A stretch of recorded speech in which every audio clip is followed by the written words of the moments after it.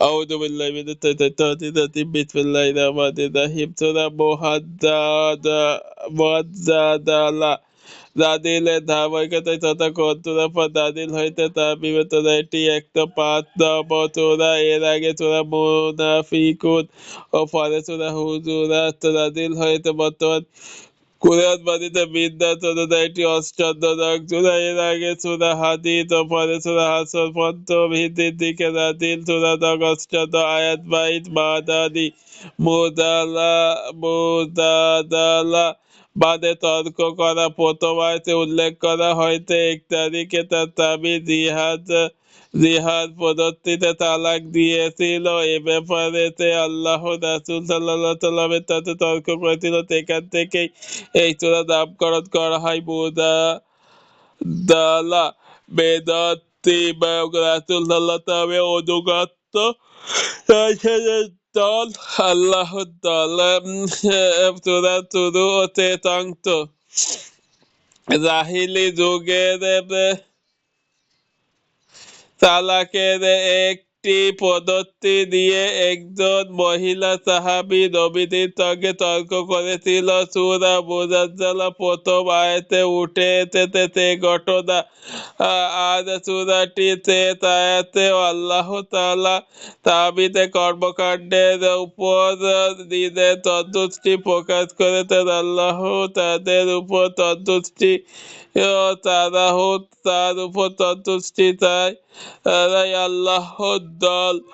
অন্য সূরার সঙ্গে সম্পর্ক এই সূরার আগে সূরা হলো সূরা হাদীদ। রাতে থাকতে বলা হয়েছে যে আল্লাহ তাআলা বিপুল করুণার অধিকারী। সূরা মুজাদালা শুরুতেই আল্লাহতেই করুণা বহিঃপ্রকাশ ঘটেছে।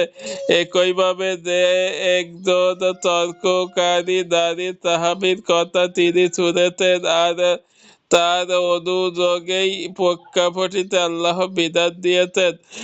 তাদের নতুন জাহিলি যুগের অদ্ভুত কিছু রীতিনীতি প্রচলন ছিল। যেমন কেউ যদি তার স্ত্রীকে তালাক দিতে চাইতো তাহলে সে তার স্ত্রীকে বলতো তুমি আমার মায়ের পিঠের মতো। ও ব্যাস স্ত্রী মায়ের পিঠের সঙ্গে স্ত্রীকে মায়ের পিঠের সঙ্গে তুলনা করতে না করতেই তালাক হয়ে যেত। তালাক দেওয়ার এই পদ্ধতিকে জিহাদ বলা হয়। ইজ্জতের পর মুসলিমদের কারোর কারোর মধ্যে তখন ওই জাহিলি রীতি প্রভাব হয়ে গিয়েছিল। একবার আউল ইবনে সাবির রাদিয়াল্লাহু তার স্ত্রীকে খাওলা রাদিয়াল্লাহু জিহাদ করে বসে খাওয়ালা তখন নিজের ও সন্তানদের ভবিষ্যৎ নিয়ে চিন্তিত হয়ে পড়লেন। এরপর ছুটে গেলে নবীজির কাছে। সব কিছু শুনে রাসূলুল্লাহ বলে তুমি তার জন্য হারাম হয়ে গিয়েছ। খাওয়ালা বললেন কিন্তু আউস তো আমাকে তালাক দেয়নি। নবীজি তাকে একই উত্তর দিলে। সে বলল আমি আমার অনুযোগ আল্লাহর কাছে পেশ করছি। এভাবেই তাদের মধ্যে একই কথা বারবার হতে থাকে। এই ঘটনার প্রেক্ষাপটে এই সূরার প্রথম কয়েকটি আয়াত নাযিল হয়। যেখানে এসেছে যে জিহাদ সম্পর্কে বিস্তারিত বিধান। এছাড়া বেশ কিছু সামাজিক আইন এই সূরার মাধ্যমে মুসলিমদের জানিয়ে দেওয়া হয়। ইহুদি ও মুনাফিকদের চরিত্র তুলে ধরা হয়। পাশাপাশি তাদের সাথে আরো যত ইসলাম বিরোধী গোষ্ঠী আছে তাদের ব্যাপারে মুমিনদের অবস্থা কি হওয়া উচিত এসব বিষয়ে আল্লাহ ও তাআলা এই সূরা নাযিল করেন। সেগমেন্ট বিধানদাতা কেবল আল্লাহর অপমানজনক শাস্তি ও মুমিনদের অবস্থান।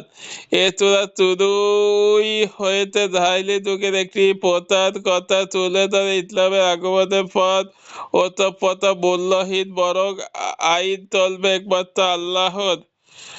সূরার মধ্যভাগে আলোচনা করা হয়েছে যারা আল্লাহ ও তার রাসূলকে অস্বীকার করে তাদের জন্য অপেক্ষা করতে অপমানজনক শাস্তি। তোরা একেবারে চাইতে ইসলাম বিরোধীদের প্রতি মুমিনদের দৃষ্টিভঙ্গি কেমন হবে তে বিষয়ে আল্লাহ দিক নির্দেশ দিয়েছেন। ফজিলত সূরা মুজাদ্দালা মুরসালাত সূরাগুলোর অন্তর্ভুক্ত। এ সম্পর্কে নবী সাল্লাল্লাহু আলাইহি ওয়াসাল্লাম বলেছেন, মুরসালাত সূরাগুলোর মাধ্যমে আমাকে অন্য নবীর চেয়ে অধিক মর্যাদা দেওয়া হয়েছে। আহমদ মুরসালাত নয় বিরাটি কদম ইফেক্ট। মুসলিম ভাইদের সাথে দ্বীনের ব্যাপারে আলোচনা করলে দ্বীনের ইমানও বাড়ে, সেই সাথে পারস্পরিক সম্পর্ক আরো মজবুত হয়। সেন্ট্রাল টিম সামাজিক শৃঙ্খলা ও প্রতিষ্ঠা রহিম ভূমিকা গতিপথ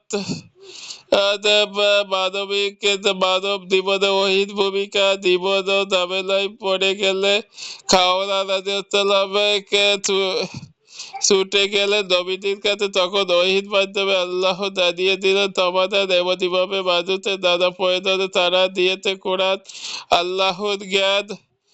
আল্লাহর জ্ঞান সবকিছু ঘিরে রেখেছে কারা মুনাফিকি বা চক্রান্ত করতে, তাও তিনি খুব ভালোভাবেই জানেন।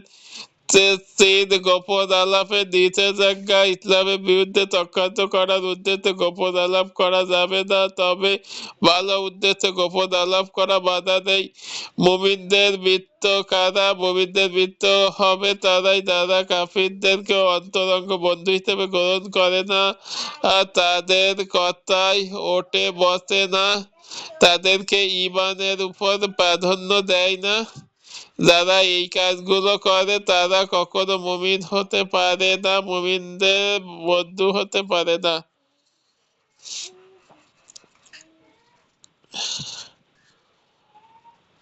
বদলা মানে তর্ক করা। প্রথম আয়াতে এক নারীকে তার স্বামী জিহাদ পদ্ধতিতে তালাক দিয়েছেন। এ ব্যাপারে যে আল্লাহ রাসূল সাল্লাল্লাহু আলাইহি ওয়াসাল্লামের সাথে তর্ক করেছিল ও সেখান থেকে সূরা নাম হয়েছে বদলা।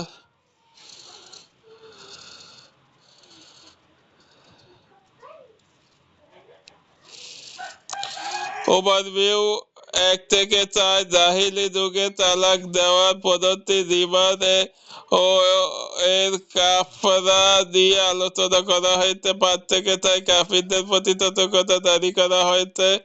7 সবকিছু রয়েছে আল্লাহ জ্ঞাপনের অধীনে। 8-13 গোপন আলাপ করার চেষ্টা শেখানো হয়েছে।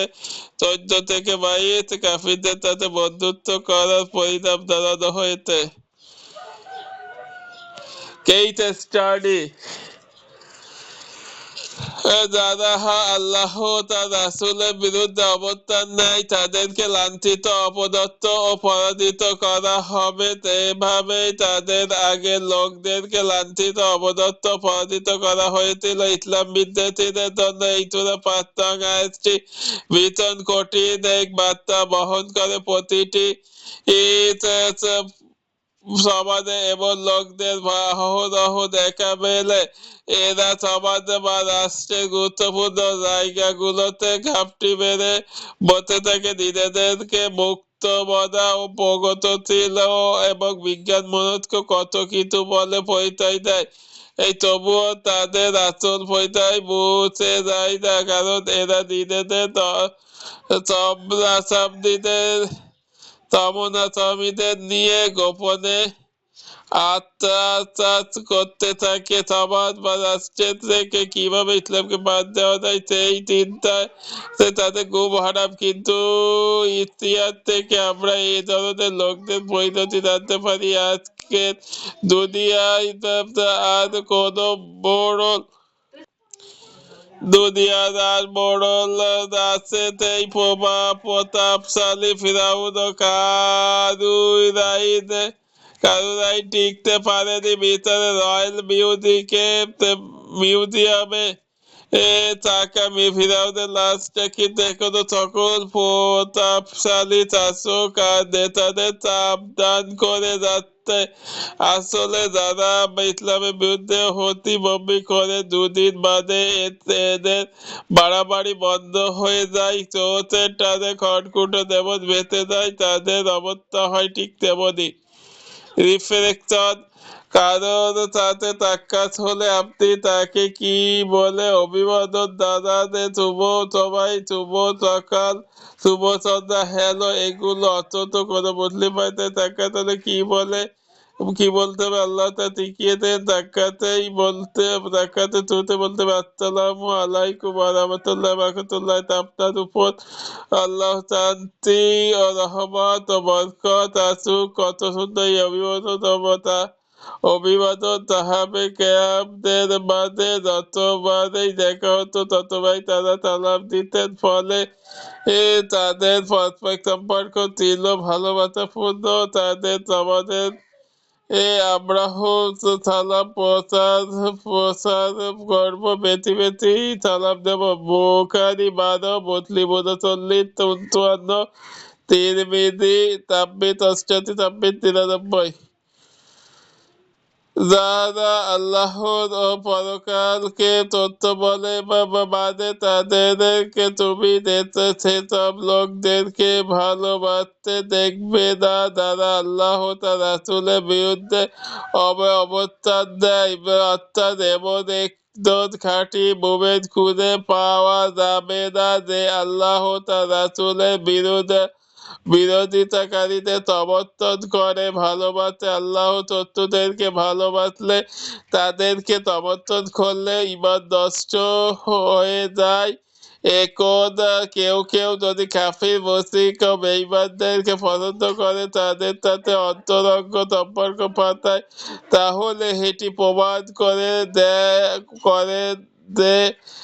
তার অন্তরে ঈমান নেই। এখন এই আয়াতটির সঙ্গে বর্তমান প্রজন্মের খেলা পাগল মানুষগুলোকে মেলান। ফুটবল বলেন আর ক্রিকেট বলেন, অধিকাংশ খেলোয়াড়রা ইহুদি, খ্রিস্টান, মুশরিক বা নাস্তিক। অথচ মুসলিম নামধারীরা অনেকেই আজ তাদের আইডল মানে হৃদয় উজাড় করে ভালোবাসে। এছাড়া স্মৃতিতে গভীর মনোযোগ দিয়ে তাদাব্বুর করে বারবার পড়ুন।